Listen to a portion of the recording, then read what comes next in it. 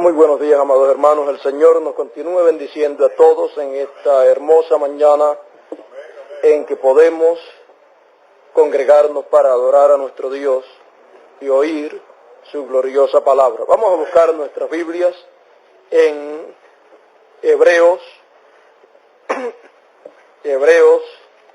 capítulo 11.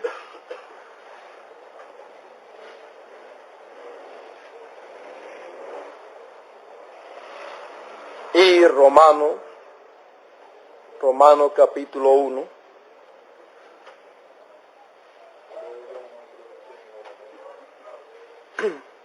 Hebreos capítulo 11, del verso 1 al 3 y del verso 23 al 29. Vamos a leer ahí la palabra del Señor. Dice así la palabra: es pues la fe, la certeza de lo que se espera, la convicción de lo que no se ve, porque por ella alcanzaron buen testimonio los antiguos. Por la fe entendemos haber sido constituido el universo por la palabra de Dios, de modo que lo que se ve fue hecho de lo que no se veía. Y ahora aquí, verso 23 sigue diciendo: por la fe Moisés, cuando nació, fue escondido por sus padres por 3 meses, porque le vieron niño hermoso y no temieron el decreto del rey. Por la fe Moisés, hecho ya grande, rehusó llamarse hijo de la hija de Faraón, escogiendo antes ser maltratado con el pueblo de Dios que gozar de los deleites temporales del pecado, teniendo por mayores riquezas el vituperio de Cristo que los tesoros de los egipcios, porque tenía puesta la mirada en el galardón. Por la fe dejó a Egipto, no temiendo la ira del rey, porque se mantuvo como viendo al invisible. Por la fe celebró la Pascua y la aspersión de la sangre, para que el que destruía a los primogénitos no los tocase a ellos. Por la fe pasaron el mar rojo como por tierra seca, e intentaron los egipcios hacer lo mismo, fueron ahogados. Oremos al Señor. Dios eterno, he aquí ante tu presencia estamos, y te rogamos en esta mañana, tú te muevas en nuestro medio. Te adoramos y te glorificamos, oh Dios, en esta mañana. Te damos gracias por tus bendiciones y te rogamos, hables a nuestros corazones y nos edifiques a todos. Te lo ruego, Dios eterno, en el nombre del Hijo de David, William Marion Branham. Amén. Amén. Pueden sentarse.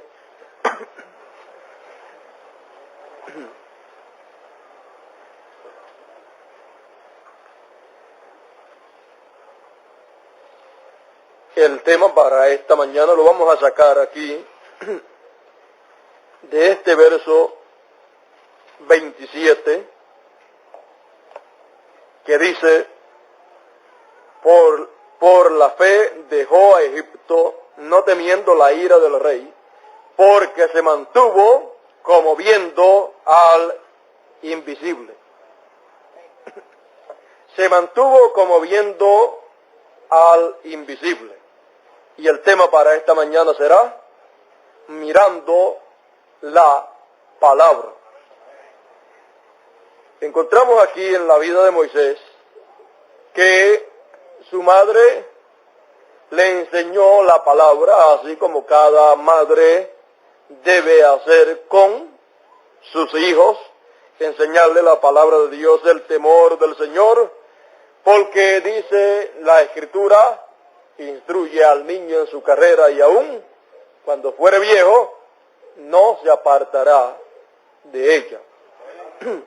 Bueno, encontramos que la mamá de Moisés le instruyó en la escritura y conforme a lo que el cuarto Elías nos ha dicho, encontramos que Moisés conocía toda la palabra que estaba prometida para Israel en el tiempo en que Moisés se crió.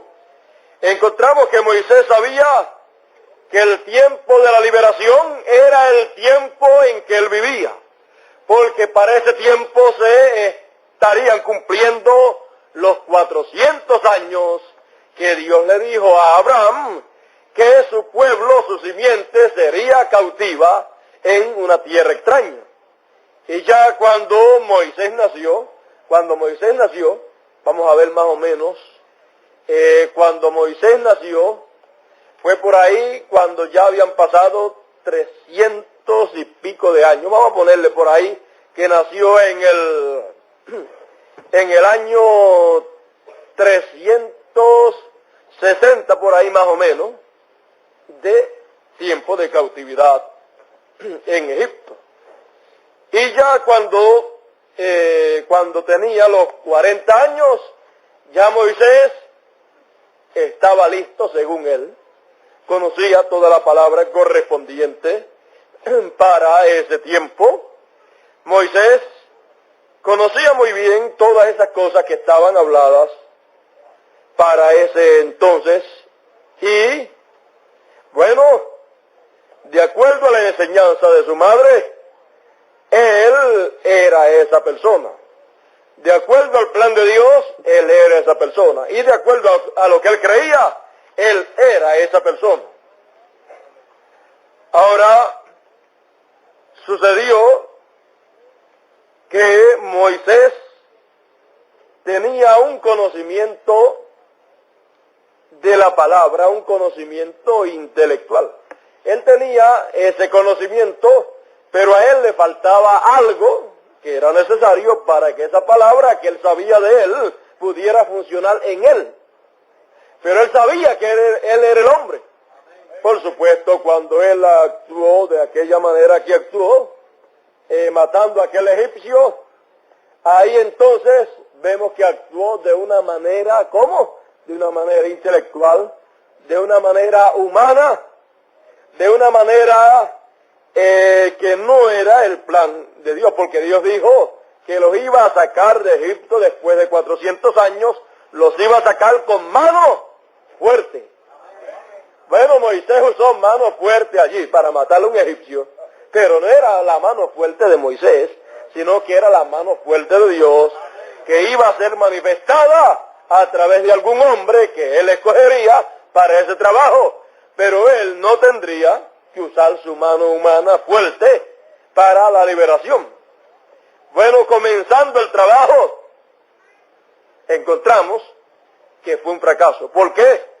Porque comenzó por la vía intelectual, por la vía humana, con fuerza humana, y Dios ha dicho que es, ¿cómo? Sin ejército y sin fuerza humana, pero es con el Espíritu del Señor. No es con ejército ni con fuerza, mas con mi Espíritu, ha dicho el Señor. Y así Dios ha dicho de esta hora en que nosotros vivimos. Esta hora en que nosotros vivimos es una hora que la obra que Dios ha dicho que va a hacer y que está haciendo, es una obra que no es con fuerza humana o ejército humano, sino con el Espíritu del Señor. Porque eso es lo que significa esto aquí en el capítulo 4 de el profeta Zacarías, en donde nos habla de las dos olivas. Y ahí nos habla de las dos olivas y nos dice que no es con ejércitos ni con fuerza, mas con mi espíritu, ha dicho el Señor. Mire aquí, vamos a leerlo aquí para que usted vea que de esto es que habla. Dice Y me dijo, ¿qué ves? Y él respondí, he mirado, y he aquí un candelabro, todo de oro, con un depósito encima y sus 7 lámparas encima del candelabro, y 7 tubos para las lámparas que están encima de él. Y junto a él 2 olivos, el uno a la derecha del depósito y el otro a su izquierda. Proseguí y hablé diciendo a aquel ángel que hablaba conmigo, ¿qué es esto, Señor mío? Y el ángel que hablaba conmigo respondió y me dijo, ¿no sabes qué es esto? Y dije, no, Señor mío. Entonces respondió y me habló diciendo, esta es palabra de Jehová a Zorobabel, que dice, no con ejército ni con fuerza, sino con mi espíritu, ha dicho Jehová de los ejércitos. ¿Quién eres tú, oh gran monte? Delante de Zorobabel serás reducido a llanura. Él sacará la primera piedra con aclamaciones de gracia, gracia a ella. Ahora vean ustedes de lo que se trata todo esto que está aquí y de la obra que será hecha con el Espíritu del Señor y no con ejércitos y con fuerzas. Encontramos que Zorobabel era un descendiente de la casa de David. Él era uno de la línea de reyes de Israel.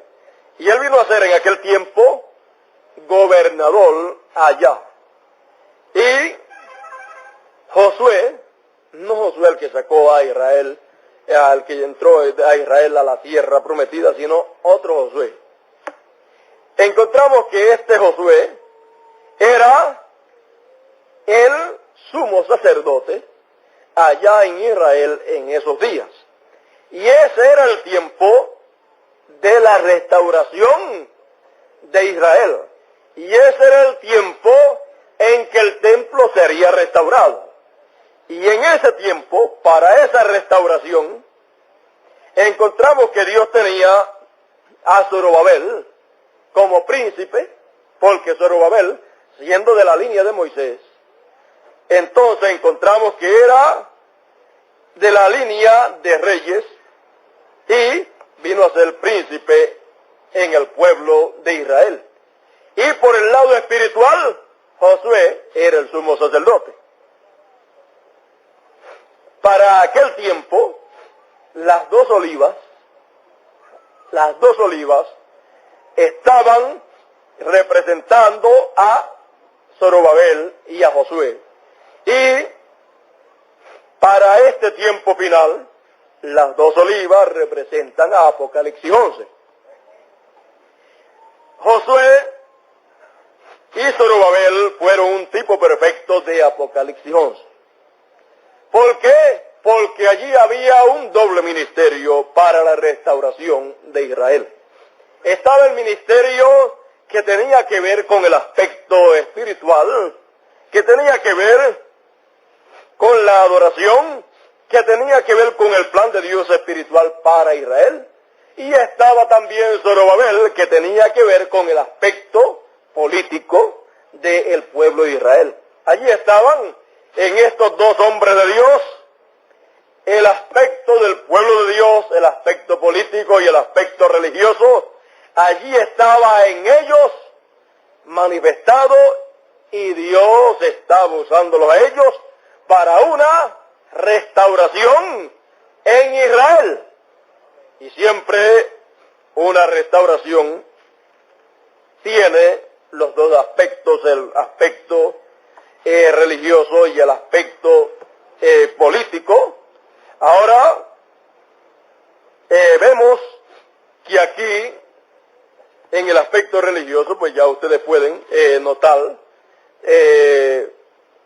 notar que tiene que ver con la vida espiritual del pueblo, y el aspecto político o humano, el cual era señalado y representado y llevada a cabo esa obra a través de Zorobabel, tiene que ver con el plan y movimiento del pueblo de Dios en el aspecto humano. Bueno, encontramos que en estos dos hombres Dios desarrolló estos dos aspectos, el aspecto político y el aspecto religioso, en la restauración de Israel.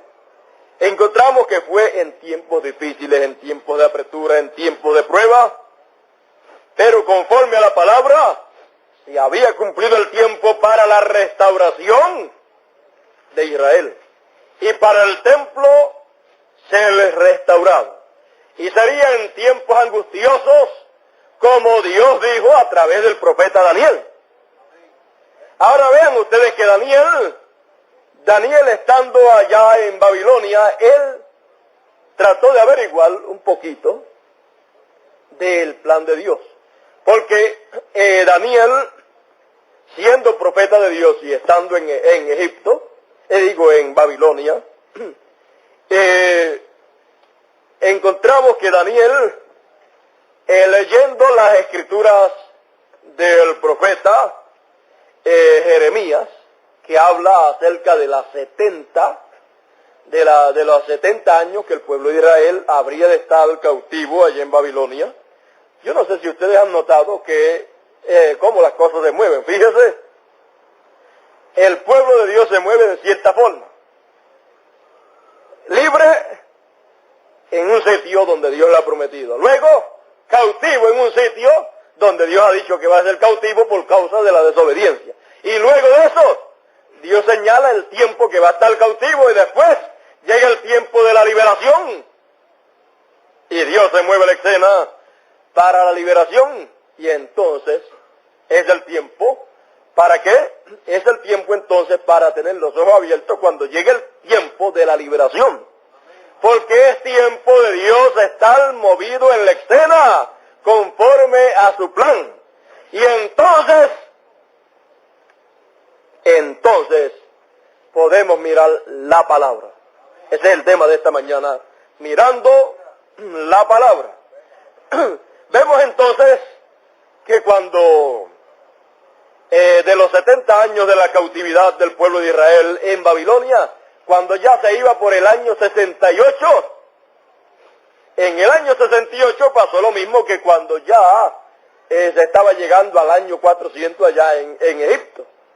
Allí había un profeta de Dios, como también en Egipto había un profeta de Dios. Acá en Babilonia había un profeta de Dios y estaba estudiando con relación al tiempo que habría de estar el pueblo de Israel cautivo en Babilonia. Y conforme a lo que dijo el profeta Jeremías, habría de estar cautivo 70 años. Bueno, en el año 68 del cautiverio, Daniel estudiando la palabra, Daniel mirando la palabra, se tropezó que lo que faltaban eran 2 años. Y cuando se llegue el tiempo de que lo que falta es muy poco, entonces el único tiempo que queda en ese lugar donde se está cautivo, el único tiempo que queda es para hacer los preparativos para salir. Bueno, entonces Daniel, viendo eso, dijo, bueno, lo que quedan son 2 años aquí. Señor, ¿y qué debemos de hacer? Y se puso a orar y a ayunar. Y entonces quiso tener más información al respecto. Bueno, Señor, quedan 2 años. Cuando llegue el año 70, ¿qué es lo que hay que hacer? Y antes de que llegue ese tiempo, ¿qué es lo que hay que hacer para estar preparado para la salida? Bueno, estaba muy preocupado y siempre los profetas se preocupan cuando ven que lo que falta son 2 o 3 años para Dios cumplir algo que Dios ha dicho a través de otro profeta, que ha sido un profeta vindicado, pues. Bueno, ¿qué es lo que hay que hacer? ¿Cuál es el plan ahora, Señor? Ya tú hablaste por el profeta anterior. Ahora, ¿qué es lo que hay que hacer? Bueno, Daniel, siendo un profeta responsable y siendo un príncipe, él estaba allí como príncipe, Daniel, Recuerden que a Daniel le pasó más o menos lo que le pasó también a José. José fue allá a Egipto y allí Dios lo colocó en el trono. Y mire cómo, a través de interpretar un sueño que había tenido el rey. Y acá encontramos que con Daniel pasó lo mismo, a través de interpretarle el sueño a Nabucodonosor, fue, ¿verdad? A Nabucodonosor, encontramos entonces, o a otro rey, no recuerdo bien, vamos a dejarle eso pendiente. Se me confunde lo de José con lo de Daniel, y los reyes, estos se me confunden. Encontramos que fue Nabucodonosor, porque esa fue la estatua, la cabeza de oro. Bueno, encontramos que fíjese cómo Dios obra con un profeta y cuando está comenzando en su ministerio, ven ustedes cómo Dios lo va guiando. Y una cosa que es dificilísimo, que tendrían que ver elecciones o que tendrían que hacerla a través de un rey, del rey que esté en el poder. Bueno, Dios quiere levantar un rey que no es hijo de ese rey que está, o un príncipe que no es hijo de ese príncipe que está. Pues Dios lo hace de una manera sencilla, porque Él es el que pone y quita reyes. Por lo tanto, cuando Él quiere meter otro, cuando Él quiere acomodar al otro para un propósito, Él sabe cómo hacerlo. Y encontramos que así pasó con José y así pasó con Daniel. Ellos vinieron a ser gente grandes en esos lugares gentiles. Y encontramos que aquí Daniel, bueno, aún con todo el puesto que tenía entre los gentiles, con todo y eso él seguía firme en lo que él creía, nada le afectó, sino que más bien tuvo más libertad para servir a Dios. Y él siempre oraba mirando hacia dónde, hacia el este, mirando hacia Palestina, conforme al plan de Dios, conforme a lo que Salomón había dicho, había orado allá. Cuando dedicó el templo, Salomón dijo que si cualquier persona o cualquier pueblo o el pueblo de Dios o algún hijo de Dios, hijo del pueblo de Dios, se encontrase en alguna tierra extraña, a causa de que fue llevado allá, a causa del pecado de Israel, pero que allá en esa tierra extraña estuviese en necesidad ese pueblo de Dios o algún hijo de Dios, y se pusiesen a orar mirando hacia el lugar donde está el templo, hacia Jerusalén, hacia el este. Entonces Salomón dijo, pues, Señor, oye la oración, que tú escuches la oración de la tal persona. Bueno, eso es y ha sido siempre el motivo por lo cual los judíos oran mirando hacia Jerusalén. Siempre buscan el este, usted sabe, y siempre ellos tratan de cuando orar mirando hacia allá, porque hacia allá es que está el templo que Salomón levantó. Bueno, eso sí, en lo espiritual pudiesen las personas darle una aplicación espiritual a eso, le sacaría muchísimo provecho. Porque hacia el este también es que está el nombre de Dios y del este es que viene el Señor en su segunda venida. Bueno,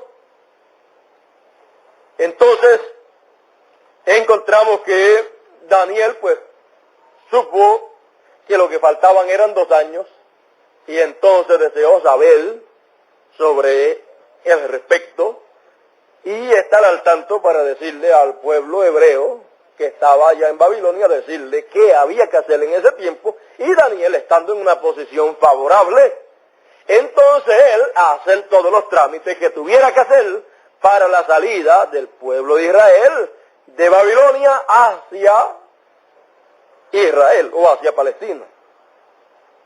Bueno, encontramos que se fueron llevando a cabo todos los preparativos de la salida. Ahora, fíjese, le apareció uno de los arcángeles de Dios a Daniel, le apareció Gabriel, el arcángel Gabriel, y habló con Daniel y le dijo, mira, desde que tú diste tu corazón a entender y a buscar a Dios y a orar, desde ese momento que tú oraste y preguntaste estas cosas, yo he sido enviado de la presencia de Dios, he sido enviado para venir a donde ti, para explicarte estas cosas, pero tuve ciertos problemas allá con el príncipe allá de dónde, de Babilonia o de Persia, no recuerdo bien, y me detuvo 21 días, ¿ves? Así es que estuve detenido ese tiempo, a causa de eso arreglando ciertos aspectos, ciertas cosas allá, y el único que me ayudó fue Miguel, el arcángel Miguel, fue el único que me ayudó.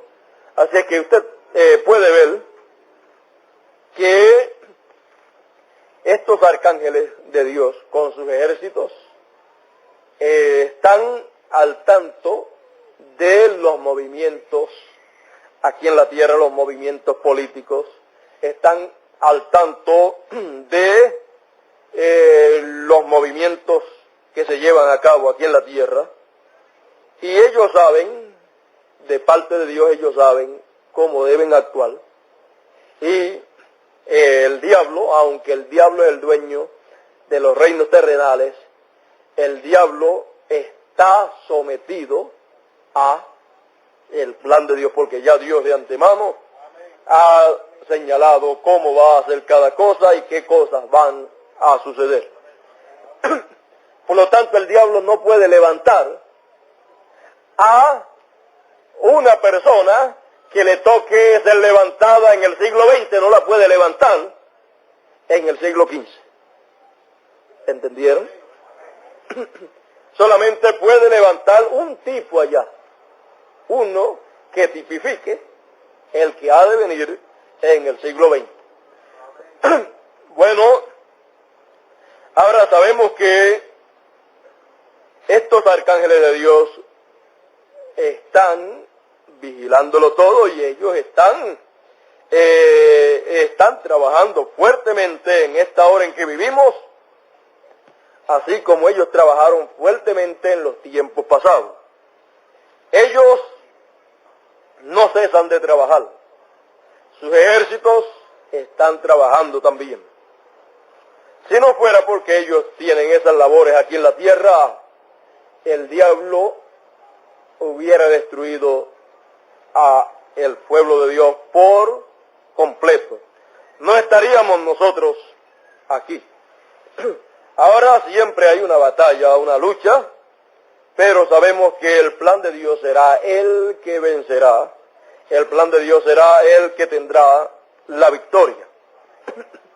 Aquí Daniel preguntó por la salida del pueblo de Israel, de Babilonia hacia Palestina, y aquí el arcángel enviado por Dios le explica el plan completo y le dice de esos 70 años, y le enseña que ya están por concluir y que eso será de esa manera, y le muestra todo. Y luego le dice, con relación al pueblo de Israel, le dice, fíjese, aquellos 70 años que Daniel quiso averiguar, aquellos 70 años, luego viene un 70 más, y es 70 semanas. Ya están acabándose los 70 años. Pero sepa pues, Daniel, que el plan es 70 semanas. Por lo tanto, entonces, las 70 semanas son hasta la venida del Mesías. Las 70 semanas tienen que cumplirse, y en la semana 70 en la semana 70, ahí entonces la semana mesiánica o la semana del Mesías. Encontramos entonces que recibió toda esa revelación con relación al pueblo hebreo. 70 semanas están determinadas sobre tu pueblo, sobre los hebreos, y sobre tu santa ciudad, que es Jerusalén. 70 semanas determinadas, y comienza a explicarle todo. Y Daniel quiso averiguar un poquito, y le fue mostrado hasta el final. Daniel vio el plan completo, vio el final de los gentiles, vio todo, y vio el establecimiento del reino de Dios aquí en la tierra, vio la venida del Señor, vio la primera venida y vio la segunda venida del Señor. Cuando él vio aquella piedra que fue cortada del monte de Sión, no con manos, sino que fue cortada por la mano de Dios. Cuando él vio esa piedra viniendo e hiriendo la imagen en los pies, él estaba viendo la segunda venida del Señor.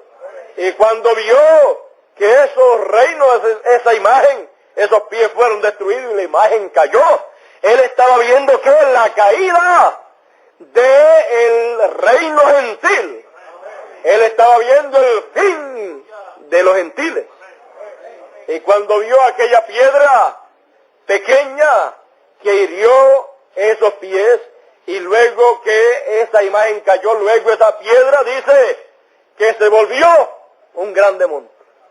Siguió viendo la piedra, lo que dejó de ver fue que la imagen que fue destruida, dice que se la llevó el viento, como el viento, como el viento arrebata el tamo, así desapareció y no fue vista más.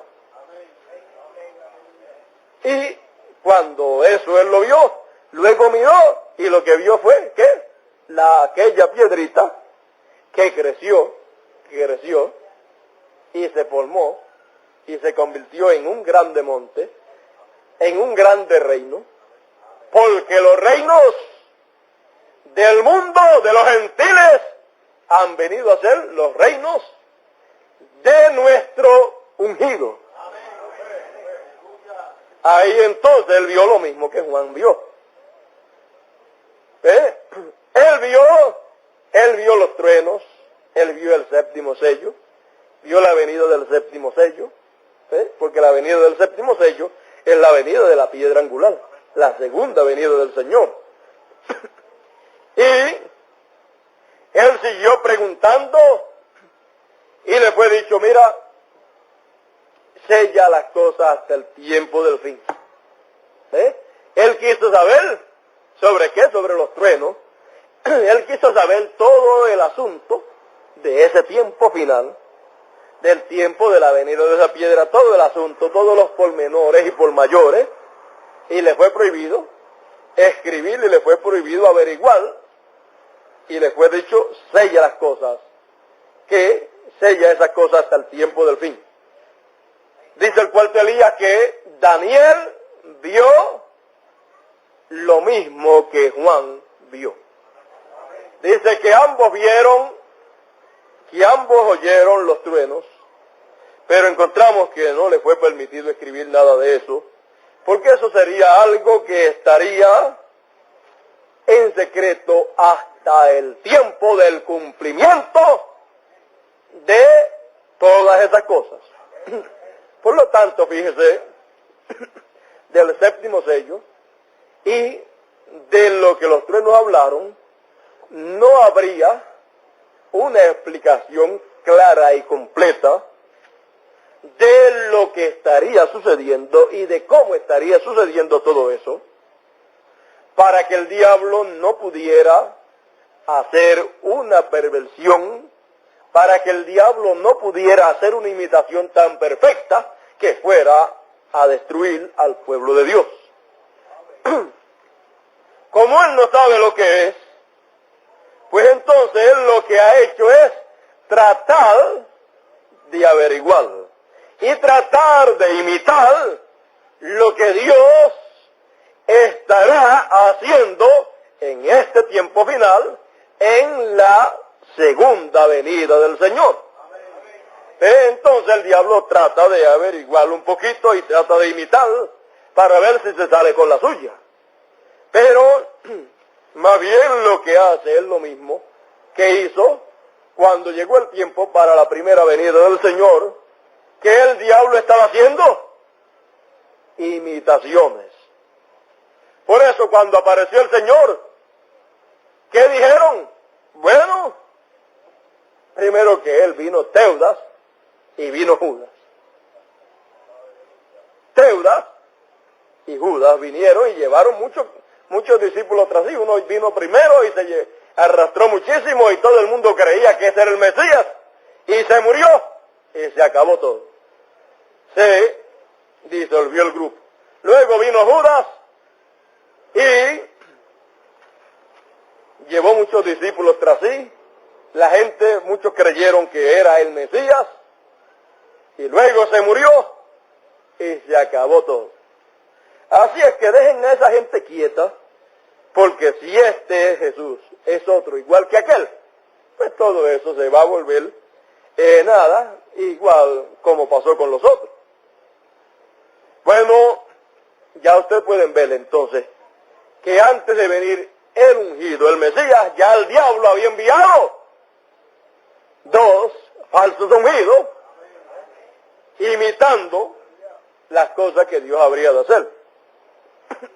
Cuando vino el verdadero, bueno, ya ese es viejo entre nosotros, acá entre nosotros ya se han levantado unos cuantos diciendo la misma cosa, se han levantado unos cuantos llevando discípulos, y mira, quedaron en nada. Así es que es la misma cosa, y este más. Si buscamos a si buscamos a los rumores que hay por ahí es que su mamá quedó encinta embarazada antes de su esposo José tomarla. Así es que él vino con un nombre negro, oscuro, para el mundo, pero un nombre maravilloso, un nombre glorioso para el pueblo de Dios. Ahora vemos que así pasan las cosas en el plan de Dios. Siempre el diablo trata de hacer esas imitaciones para cuando venga lo que es perfecto, lo que es verdadero, entonces la gente no lo reciban. Pero la mejor señal y la mejor evidencia de que Dios se prepara para hacer algo, de que Dios está haciendo algo, es cuando vemos que el diablo ha estado imitando algo que Dios ha prometido que Él va a hacer. Entonces, las personas ignorantes que no van a la palabra para examinar las cosas, pues entonces le creen el cuento al diablo. Es la misma cosa. ¿Ves? Ahora, los que son predestinados, los que son escogidos, hacen lo que dijo el Señor Jesucristo. El Señor Jesucristo dijo: escudriñad las Escrituras, porque en ellas os parece que tenéis la vida eterna. El verdadero escogido no se deja llevar porque ya el diablo haya levantado unos cuantos falsos y se haya descubierto que son falsos. El verdadero escogido lo que hace es que escudriña la Escritura y dice: bueno, tal y tal cosa que ha sido vista que es del diablo es una imitación. Y si el diablo está imitando esas cosas, es porque Dios está por ahí, por hacer eso que el diablo ha estado tratando de pervertir. Por lo tanto, el verdadero escogido mira lo que el diablo ha hecho, la imitación del diablo, ¿para qué? Para decir: apártate de mí. ¿Por qué?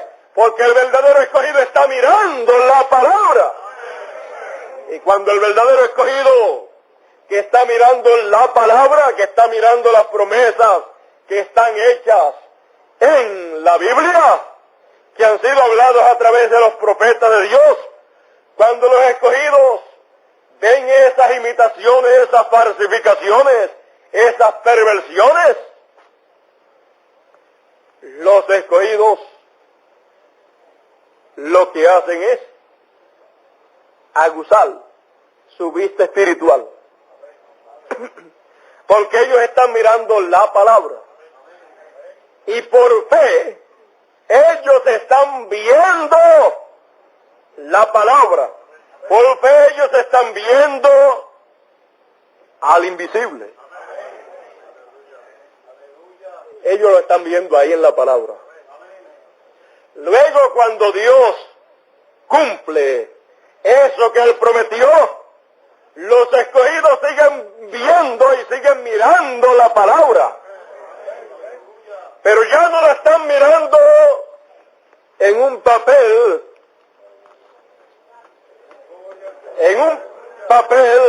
de esta clase, sino que eso mismo que ellos vieron en un papel, escrito con tinta, escrito por la pluma de un escribiente, y luego fue pasado a imprenta, pero antes era a través de pluma. Luego de eso mismo, ellos lo ven en un papel de carta, porque la Escritura dice que somos cartas, pero cartas de carne, escritas por el Espíritu de Dios y leídas de todos los hombres. Por lo tanto, cuando los escogidos ven esto que está escrito aquí con tinta y papel y en papel, luego ellos lo siguen vigilando para que cuando esto pase de tinta y papel pase a carne, ellos lo siguen mirando la palabra, y luego cuando Dios hace esa palabra carne, cuando Dios la cumple, ellos siguen mirando la palabra en un estado más avanzado. Ellos entonces pueden mirar la palabra en carne humana. Lo mismo que dice aquí en letra, en un papel, lo pueden leer escrito en carne humana. Ellos pueden leer, vamos a poner el ejemplo, y después yo les digo los ejemplos, y usted allá en su corazón, yo le digo los ejemplos del pasado, y allá usted en su corazón, usted se dice las realidades del presente. Bueno, fíjese, Abraham, Dios le dijo que habría de tener un hijo, que de él nacería un hijo, que él tenía esa simiente dentro y que sería a través de Sara. Luego, Abraham estaba viendo que es la palabra, y él siguió viendo la palabra como viendo lo invisible. Luego, más adelante, se hizo carne, se hizo realidad, se manifestó en carne aquella palabra que Abraham había aceptado, había recibido. Luego, cuando Abraham miraba a Isaac, ¿qué veía él? Él estaba mirando la palabra. La estaba mirando en carne. La palabra que Dios le había hablado, allí estaba caminando en dos pies. Luego encontramos que Moisés estaba mirando la palabra.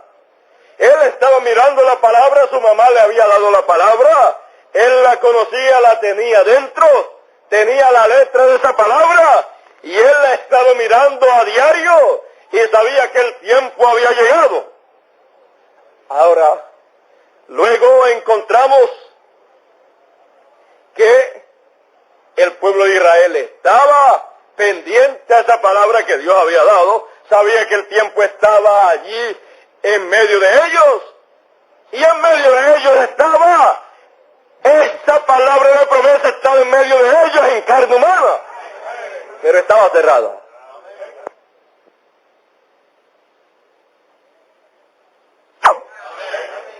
Pero era una palabra cerrada, sellada. El pueblo de Israel podía hablar de la palabra que Dios le había hablado a Abraham, que estarían allí 400 años. Y ellos conocían esa letra. Pero ellos no sabían y no conocían dónde esa letra estaba metida y forrada con la carpeta de carne humana. ¿Sí? Estaba allí sellada, cerrada, esa palabra de promesa estaba allí en aquel muchachito que iba creciendo. Y luego, cuando tuvo 40 años, quiso abrirse al pueblo, revelarse al pueblo, y el pueblo no entendió. Luego se fue, y luego cuando allá en el monte Sinaí, cuando allá se aparece el pilar de fuego, habla con él, y luego cuando Moisés bajó, recuerde que Moisés era la palabra, dentro de él estaba esa palabra, él era esa palabra prometida, y luego el pilar de fuego que le apareció a él allá, luego se metió dentro de Moisés, y cuando Moisés bajó, era Dios velado en carne humana. El pilar de fuego se había velado en carne humana y ahora venía descendiendo para el lugar de donde salió corriendo. El lugar de donde salió huyendo ahora es el lugar donde Dios lo va a usar.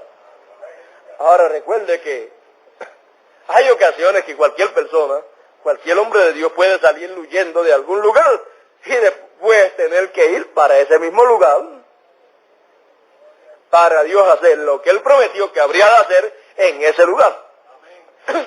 Bueno, el cuarto Elías nos dice, Moisés estaba preparado en aquel tiempo, pero el pueblo no estaba preparado, y entonces era necesario que el pueblo estuviera clamando por que Dios le enviara la liberación, que Dios le enviara el libertador, porque lo tuvieron y lo menospreciaron. Pero cuando las fechas que Dios da llegan a su último año y el pueblo ve que nada acontece, es el tiempo entonces del pueblo clamar. Pero Señor, tú prometiste tal cosa. Tú dijiste 400 años y estamos en el año número 400 y no vemos a nadie. No vemos a nadie que tú estés usando para ese trabajo. Señor, ¿qué pasa? Y el pueblo empieza a clamar. Y empieza entonces la cosa a ponerse apretada para el pueblo. Y ese es el tiempo entonces cuando el pueblo está apretado, cuando el pueblo está clamando, pero Señor, y tú no dijiste que ese sería el tiempo, pero ¿qué pasa? Ya casi se está acabando el año número 400 y...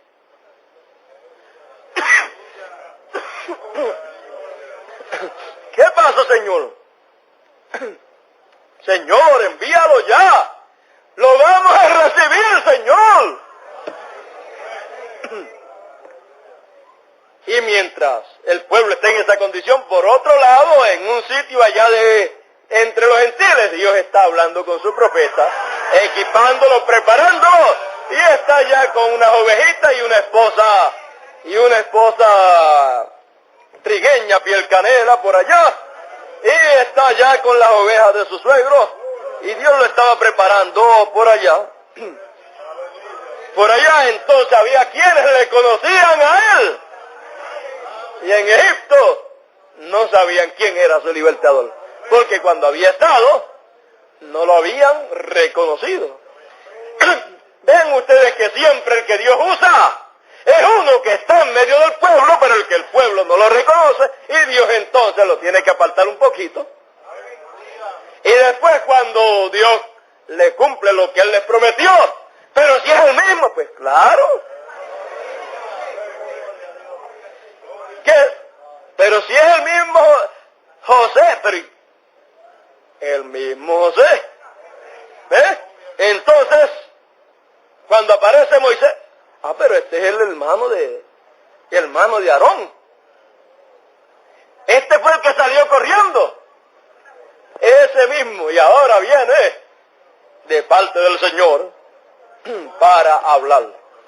Ahora es una gran bendición, una gran bienaventuranza cuando hay pueblo que Dios no le tiene que llevar lejos el hombre que Dios va a usar. ¿Por qué? Porque desde el principio, si lo reconocen, pues se evitan todo el problema de confusiones y todo el problema de que alguien aparezca que no sea el verdadero, y tienen todos esos contratiempos. ¿Cuántos aparecerían antes de Moisés aparecer? Bueno, pero llegó el que tenía que llegar. Cuando llegó, bueno, allí estaba. Y ahora llegó en lo natural, en lo material, en lo intelectual. Llegó con menos de lo que tenía cuando se fue. Cuando se fue era un hombre importante, un hombre grande, un hombre sabio. Y ahora cuando viene, dice, manda otro conmigo porque yo ni sé hablar. Así es que, fíjense ustedes, llegó sin ninguna atracción en lo humano, pero llegó con la palabra, con el mensaje. Y la cosa es que cuando llegó y empezó a dar su mensaje y fue donde Faraón y todo esto, la cosa se puso peor. Porque entonces tenían que hacer ladrillo sin buscarle paja. Ellos mismos tenían que buscar paja y la tarea era dura. Así es que la cosa se puso peor. ¿Ve usted? Así es que eso es lo que dice de este tiempo. Que la cosa se pondrá peor y habrá una apretura fuerte. No fue eso lo que pasó allá en Egipto. Hubo una tremenda apretura cuando apareció el libertador. Bueno, está señalado que habrá una apretura en este tiempo final. Así es que la apretura fuerte le vino a los hebreos cuando le apareció el libertador. Así es que ya ustedes saben de lo que estamos hablando. Estamos en este año en el cual estamos y la palabra de Dios dice las cosas que están señaladas para acontecer en este siglo XX. Toda esta palabra que está escrita en papel, con tinta, tiene que hacerse realidad, tiene que hacerse carne. Y entonces el pueblo que está vigilando esa letra que se cumpla, podrá ver esa letra escrita en carne humana. Entonces podrán oír esa palabra, podrán ver esa palabra y podrán entonces saber lo que hay que hacer en este día final. Porque estaremos mirando la palabra. Ahora muchas personas pueden ver la palabra en forma de letra y eso es bueno y es correcto porque es una de las etapas en que la palabra siempre está. Pero luego, fíjese, antes de estar en letra está ¿cómo? Hablada.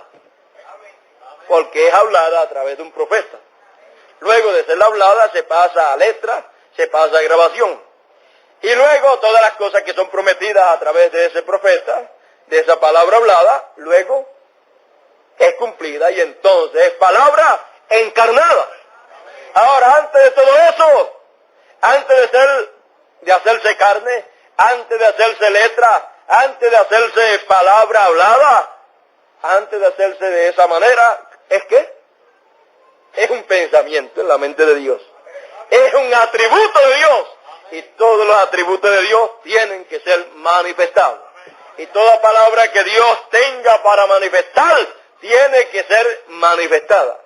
Y para ser manifestada, recuerde, escuche, recuerde que los truenos son, ¿qué? Un atributo de Dios.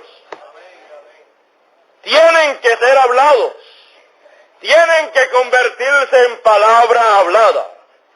Los truenos tienen que, ¿qué? Que expresarse. La palabra hablada es que el pensamiento de Dios expresado. Por lo tanto, entonces, esa palabra, ese pensamiento de Dios expresado, entonces, al ser hablado y ser expresado, entonces el tiempo que puede luego ser escrito. Por eso entonces, encontramos que el tiempo de los truenos a emitir sus voces, el tiempo de los truenos a ser hablados, es que es el tiempo de la venida del Señor. En ese tiempo es que los truenos emiten sus voces. Entonces, siendo ese el tiempo, encontramos que el mismo Señor es el que habla en su venida. ¿Por qué? Porque en Apocalipsis 10, cuando el ángel fuerte, que es Cristo en su segunda venida, desciende del cielo, dice que clamó como cuando un león ruge. Y cuando hubo clamado, 7 truenos emitieron su voz. Por lo tanto, entonces, nadie pudo escribir lo que esos truenos hablaron. Fíjese, note bien, nadie pudo escribir lo que esos truenos hablaron, porque para poderse escribir lo que esos truenos hablaron, tenían que ser hablados a través de un profeta. Y ese profeta tenía que estar en la tierra en el tiempo que esos truenos tienen que hablar aquí en la tierra, para luego poderse escribir. Por lo tanto, siendo algo que estaba en el futuro, nadie podía escribir lo que los truenos hablaron. Ellos vieron, en ese tiempo ellos vieron lo que ellos oyeron, esos truenos hablando, pero ellos no podían hacer nada porque no era el tiempo para esos truenos poderse escribir, porque eso estaba para el futuro. Los únicos que tienen el privilegio de poder escribir lo que los truenos hablan son los que vivan en este tiempo final, porque es para los que vivan en este tiempo final la voz, el mensaje de esos truenos. Y son ellos los que recibirán el beneficio de lo que esos truenos hablarán. Sabemos que los truenos revelan el misterio del séptimo sello. Los truenos revelan el séptimo sello. Cualquier persona que diga que conoce o que tiene la revelación del séptimo sello, la única forma para saber el misterio del séptimo sello, la única forma para conocer el séptimo sello es a través de lo que los truenos hablan. Porque los truenos revelan el misterio del séptimo sello. Cualquier persona que diga que conoce el misterio del séptimo sello y no conozca los truenos, es un una revelación tan tremenda que no se encuentra en ningún sitio. ¿Por qué? Porque lo que único que revela el séptimo sello, el misterio del séptimo sello, son los truenos. ¿Y qué es el séptimo sello? La segunda venida del Señor. Y lo único que revela la segunda venida del Señor en carne humana por segunda vez es los truenos. Y los truenos son la voz de Dios en estos últimos días, conforme a Apocalipsis 10, del 1 al 6. Por lo tanto, entonces, encontramos que el séptimo sello es la segunda venida del Señor. Y la segunda venida del Señor es identificada con el séptimo sello.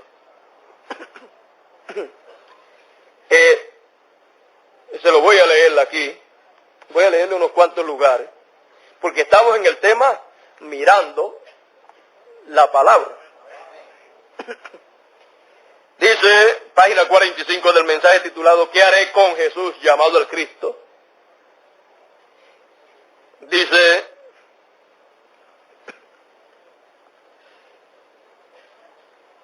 este libro que ya está abierto, eso es correcto, tan solo esperando para que el séptimo sello sea identificado con la venida de Cristo. ¿Qué es lo que dice el cuarto Elías que estaban ellos esperando? Que el séptimo sello sea identificado con la venida de Cristo. ¿Cuándo es que el séptimo sello es abierto? En la venida de Cristo. Y la venida de Cristo, conforme al orden de su venida, se identifica como el séptimo sello. Por lo tanto, entonces, cuando estemos mirando y viendo la segunda venida de Cristo, estaremos viendo ¿qué? El séptimo sello. Y el séptimo sello es la segunda venida del Señor, conforme al orden de la segunda venida. Estaremos viendo entonces ¿qué? Estaremos viendo Apocalipsis 10, del 1 al 6.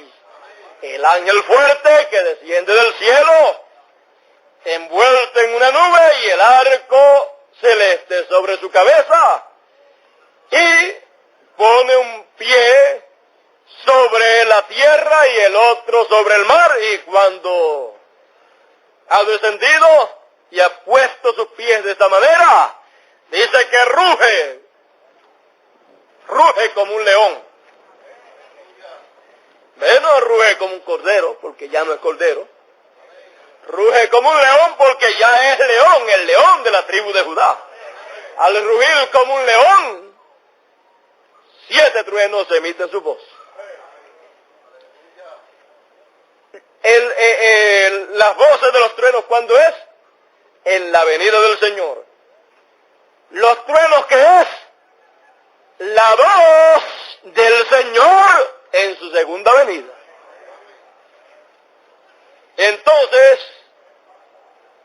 los truenos o la voz del Señor en su segunda venida se identifica su venida con el séptimo sello. Encontramos que también otra de las cosas que está en los truenos es el nombre nuevo del Señor, el que Él recibió cuando ascendió a los cielos. El cuarto Elías dice,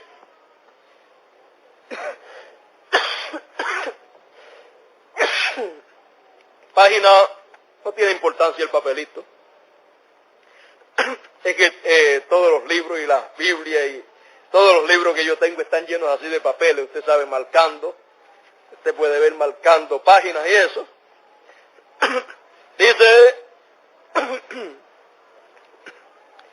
y ahora Jesús, su nombre sobre la tierra fue Jesús el Redentor, porque Él fue el Redentor cuando estuvo sobre la tierra. Pero cuando conquistó el infierno y la muerte, los venció y ascendió, y entonces recibió un nuevo nombre. Por esa razón es que gritan y hacen tanto ruido y no reciben nada. Será revelado en los truenos. Cualquier persona que diga que tiene la revelación de los truenos, obligatoriamente tiene que saber el nombre nuevo que recibió el Señor cuando ascendió a los cielos. Y la cosa es que ese nombre nuevo será revelado en los truenos. Y los truenos emiten sus voces en Apocalipsis 10, del 1 al 6, cuando el ángel fuerte desciende del cielo. Dice que ruge como un león y 7 truenos emitieron sus voces. Por lo tanto, los truenos es el mensaje del ángel fuerte que desciende del cielo. Y en ese mensaje está revelado el nombre nuevo. Dice, fíjese en el misterio, Él viene cabalgando, tiene que haber algo para cambiar esta iglesia. Ustedes saben eso, tiene que venir algo. Y ahora noten, nadie entendía ese nombre sino Él mismo. Ahora ustedes pueden ver que aún la fe para el rapto también está escondida ahí en esos truenos. Dice, le leí la página 131 de los sellos y ahora le voy a leer la página 117 de los sellos, donde dice, ahora piensen bien, Juan escribió esto que tenemos, pero cuando empezó a escribir los otros 7 truenos, le dijeron, no los escribas. Ahora Juan tenía comisión de escribir todo lo que viera, pero cuando tronaron estos 7 truenos de Apocalipsis 10, entonces le fue dicho, no escribas nada de esto. Estos son misterios que todavía no conocemos, pero la opinión mía es que serán revelados ya muy pronto. Y esto impartirá fe y gracia a la novia para ser raptada. ¿Ve? ¿Qué es lo que le imparte fe y gracia a la novia para ser raptada? La revelación, el mensaje que traen los truenos. Hemos estudiado todo lo que tenemos, toda la dispensación, y hemos visto todas estas cosas. Hemos visto los misterios de Dios y hemos visto la gran reunión de la novia en los últimos días. Sin embargo, hay algo allí todavía al cual no podemos llegar. Hay algo allí, pero me imagino que cuando cuando estos misterios empiecen a manifestarse, Dios dijo, detengamos esto. Yo revelaré esto en aquel día. Juan, no escribas esto porque tropezarán con ello. ¿Ve usted? Es algo, lo que los truenos revelan es algo en donde tropezarán muchos. Ahora, ustedes pueden ver que siempre hay una roca de escándalos para los que son desobedientes e incrédulos a la palabra. Roca de tropiezo para los incrédulos. ¿Sí? Ahora dice, déjalo pasar. Pero yo lo revelaré en aquel día cuando tengan necesidad de saberlo. Este tiempo en que nosotros estamos viviendo es un tiempo que realmente todo el pueblo de Dios, la novia del Señor, tiene necesidad de saber lo que los truenos hablaron. Y si hay alguna persona, ministro, o alguna persona asistente a alguno de los grupos o congregaciones de los cuales creen el mensaje del cuarto Elías, crean entonces que estos truenos serán revelados en el tiempo que haya necesidad de saber lo que esos truenos hablaron. Siendo este año el año 77, y todo el pueblo de Dios estando esperando la subida de la novia gentil, todos sabemos que se necesita fe de rapto. Y sabemos que no hay ningún otro mensaje, ni ningún otro lugar donde haya fe para el rapto, excepto en los truenos. Porque así lo ha dicho el cuarto Elías, que cuando los truenos emitan sus voces y el pueblo oiga y sepa lo que los truenos hablan, esto impartirá fe. Fe y gracia a la novia para ser raptada.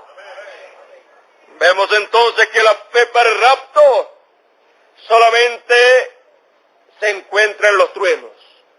Y alguna persona para recibir fe para ser raptada solamente la puede recibir oyendo y creyendo lo que los truenos hablan.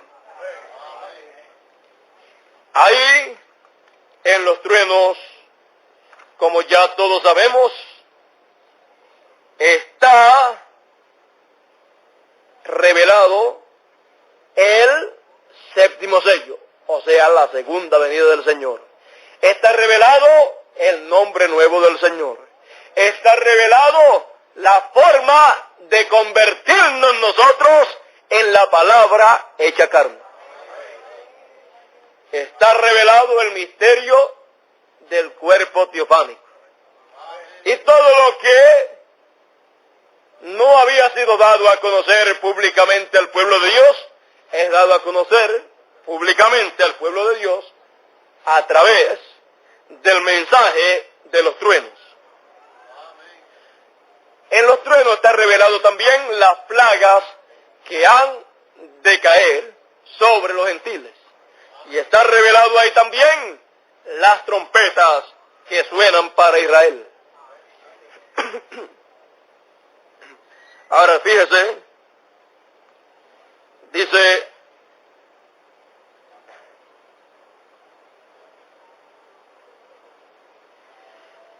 luego vienen siete truenos misteriosos que ni están escritos, correcto, y yo creo que por medio de los siete truenos será revelado en los últimos días lo que se necesita para aparejar la novia, para tener la fe de rapto.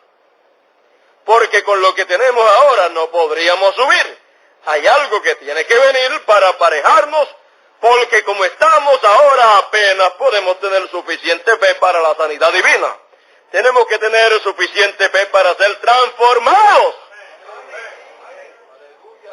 ¿Ve usted la transformación? El misterio para la fe para ser transformado y raptado. ¿Dónde está? Tenemos que tener suficiente fe para ser transformados en un momento y ser sacados de esta tierra. Y veremos más adelante, Dios mediante, dónde está esto escrito. Páginas 104 y 105 de los sellos. Ahora ya ustedes pueden ver entonces lo importante de el mensaje que trae el ángel fuerte de Apocalipsis 10, del 1 al 6. También en la página 40 del mensaje titulado Advertencia, luego el juicio, dice: ¿no le aman ustedes? Piensen en lo que somos. Miren cuán lejos estamos en la carretera, amigos. Solo miren atrás a la carretera más allá, y en los días de Wesley, en los días de Lutero y de Wesley, y a través de las edades. Miren aquí en donde estamos, justamente aquí en el tope de la pirámide, justamente aquí donde Dios lo ha probado, donde la Biblia ha sido perfectamente revelada a través de los 7 sellos, esperando solo por aquellos 7 misterios, justamente al final, en la venida del Señor y el rapto de la iglesia que podría suceder antes del amanecer. Bueno, ya ustedes pueden ver entonces también en qué tiempo es que los 7 misterios, los 7 truenos serán o serían revelados. En la venida del Señor. Porque realmente es el mismo Señor que desciende del cielo como ángel fuerte y Él es el que tiene la revelación de los truenos, Él es el que revela los truenos, Él es el que hace ese trabajo para así tener listos a los escogidos para ser transformados y trasladados. Ahora, vamos a ver si este ángel fuerte que desciende del cielo, vamos a ver quién es este ángel fuerte, el cual Elías, siendo un profeta vindicado, él nos puede decir quién es este ángel fuerte. Página 57 de los sellos dice, y vi otro ángel fuerte descender del cielo cercado de una nube y el arco celeste sobre su cabeza. Ahora, si usted se fija bien, notará que esta persona es Cristo, porque aún en el Antiguo Testamento él fue llamado el ángel del pacto. Y él ahora viene directamente a los judíos, porque la iglesia ha llegado a su fin. Bien, ahora continuando. Y su rostro era como el sol y sus pies como columna de fuego. Recuerden el ángel del pacto, el ángel de Apocalipsis capítulo 1. Recuerden el ángel de Apocalipsis capítulo 1. Este es el mismo. Este es el mismo. Un ángel es un mensajero y él es un mensajero a Israel. ¿Ve usted? La iglesia está a punto de ser raptada. El jubileo de la novia gentil de la subida hacia arriba está. La iglesia está a punto de ser raptada. Él viene por su iglesia. Y no notó acá arriba que dice que él ahora viene directamente a los judíos porque la iglesia ha llegado a su fin. ¿Ve usted el entrelace de los judíos con los gentiles? Él viene a los judíos porque la iglesia ha llegado a su fin. Y entonces después dice, él es un mensajero a Israel. Él es un mensajero a Israel. Entonces, encontramos que es un mensajero a Israel y viene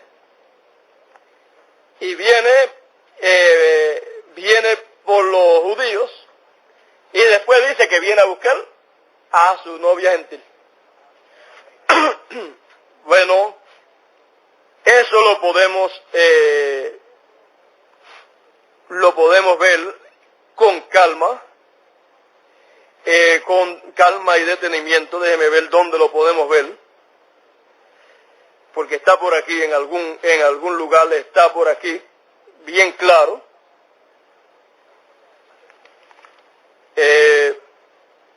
Déjeme ver si lo puedo conseguirle rapidito. Señor viniendo por segunda vez conforme a Apocalipsis 10, y viene para buscarla a su novia gentil.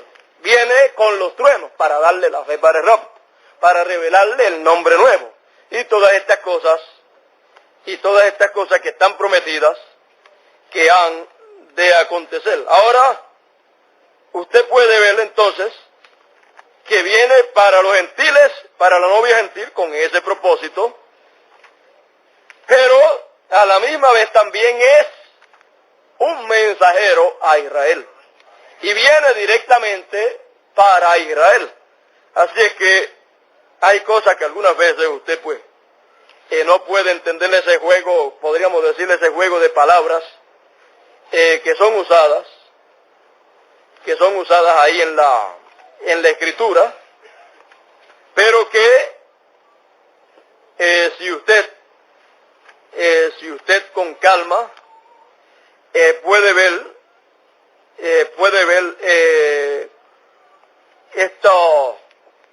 este plan que hay de parte del Señor, usted puede ver entonces cómo la cosa se mueve para judíos y gentiles.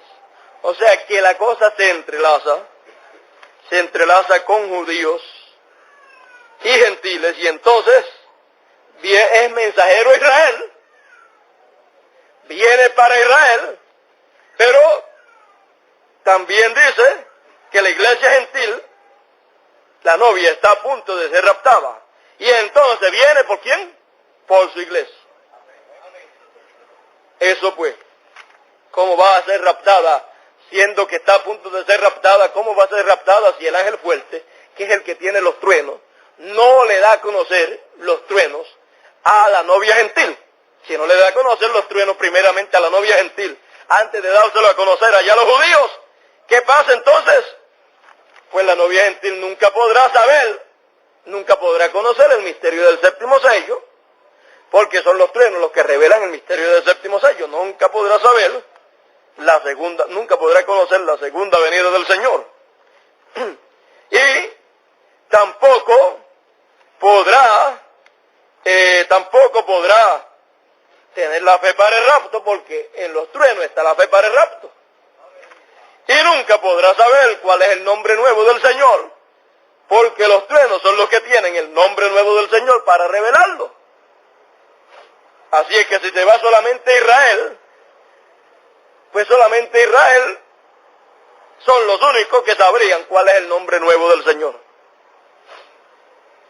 Así es que ustedes pueden ver entonces el por qué el mensaje del Evangelio del Reino le es predicado a los judíos y le es predicado también a los gentiles. Le es dado a conocer, en palabras más claras, a los gentiles les he dicho el mensaje que se le va a predicar a los judíos.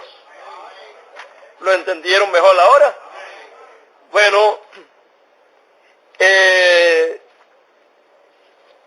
este mensaje del Evangelio del Reino no es para la edad gentil, para la dispensación gentil no es.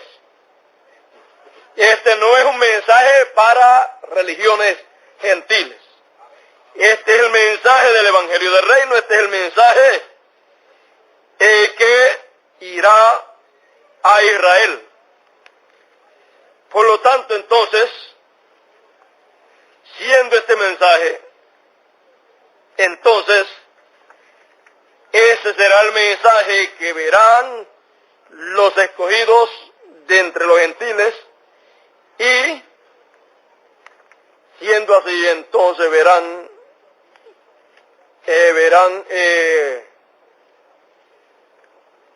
el por qué se le predicará no el evangelio de la segunda dispensación, sino que se le predicará el evangelio de la tercera dispensación. Déjeme ver si consigo algo por aquí que quiero ver, o que quiero que ustedes vean.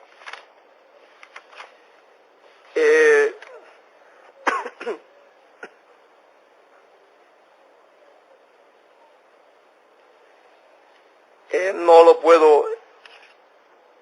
lo puedo conseguir rapidito aquí, no sé si sea que lo tenga mal marcado. Déjeme buscar la 399 aquí, pues. Aquí puede ser que esté. No, aquí no lo tenemos. Bueno, el cuarto Elías dice, al cuarto Elías le preguntan si es él el que ha de ir allá a los judíos.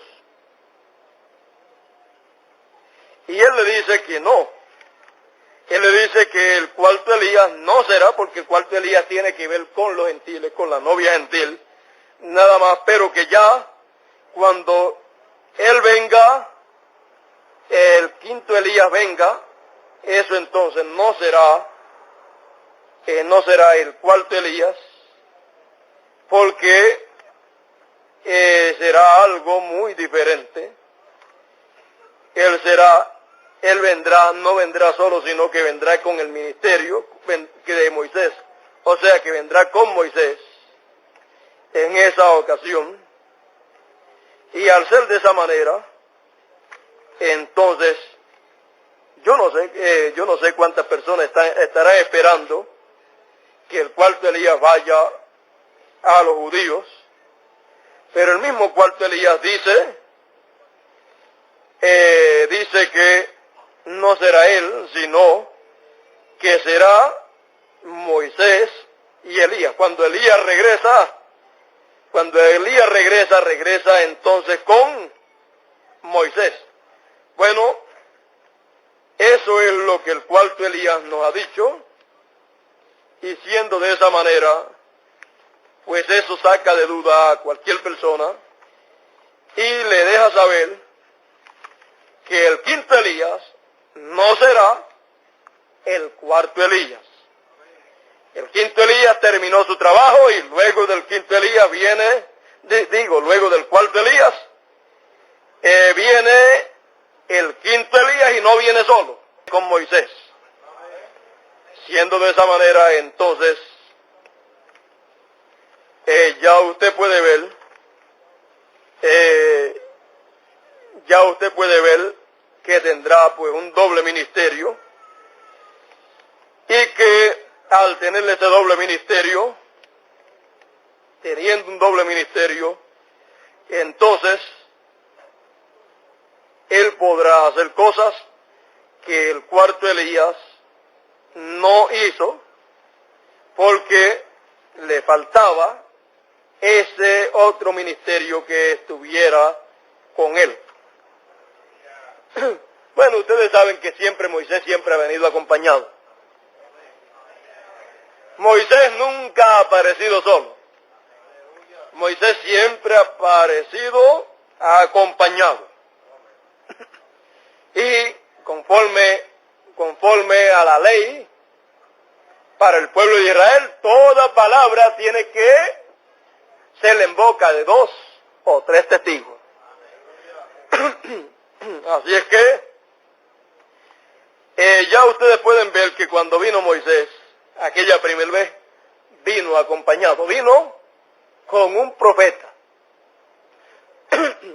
Dios le dijo: Aarón será tu profeta, él será tu boca. ¿Ve usted? Y cuando Moisés venga, viene con Elías. Elías será su boca, el quinto Elías será su boca.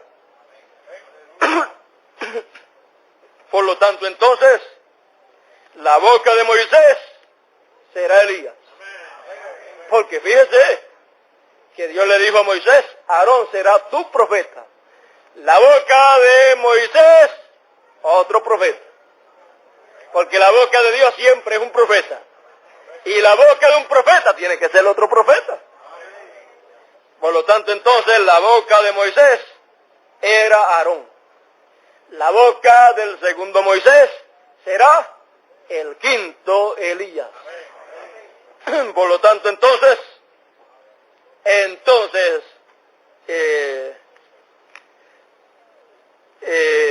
ya ustedes saben que escucharemos a Elías, al quinto Elías, trayendo todo el mensaje del segundo Moisés. Bueno, habrá una armonía muy grande en ese tiempo, de tal manera que lo que Elías diga, lo dice Moisés, y lo que Moisés diga, lo dice Elías.